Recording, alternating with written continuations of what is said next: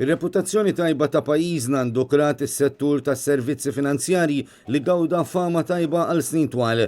Iżda dan kollu jinsab fil-riskju li jinħatt minħabba reputazzjoni laxka li qed jieħu pajjiżna mhux tort tal-ħaddiema li jagħmlu xogħolhom bħila kbira, iżda jaħt il-gvern bl-emil tiegħu li qed idajjef reputazzjoni tagħna.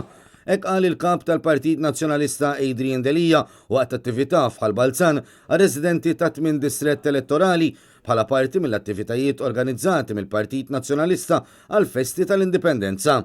Adrian Delija qal li gvernijiet nazzjonalisti ħadmu kemm felħu biex pajjiżna u wellet l-industrija tas-servizzi finanzjarji li llum timpjega eluf ta' ħaddiema u fakkar kif ftit tal-jimilu il-Ministru tal-Finanzi Edward Cicluna med dikjarazzjoni inkwetanti meta ma' The Telegraph qal li kulħadd għandu dawn il-problemi minflok ma wera li se jkun qed jindirizza dawn id-diffikultajiet b'serjetà kbira.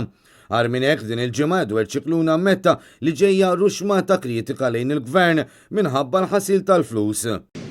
Ftit ieħor joħroġ ir-rapport tal-Manival fih ruxmata ta' rekomandazzjonijiet. Adrian Delija qal li jekk il-Ministru Cicluna ma jinteressax l-eluf ta' żgħażagħ u professjonisti li jaħdmu fis-settur tas-servizzi finanzjarji jinteresshom ir-reputazzjoni ta' pajjiżna li ma' reputazzjoni qed tiġi mtabna bl-emil tal-Gvern li qed thedded il-ġurisdizzjoni tagħna. Adrian Delija qal li meta jsiru dikjarazzjonijiet irresponsabbli bħalma għamel Edward Cicluna u meta jkollok sensiela ta' skandli politiċi, il-qasam tas servizzi finanzjarji jieħu daqqa ta' ħarta kbira. Quddiem dan kollu l-Partit Nazzjonalista se jkompli ħares l-interessi tal-ħaddiema.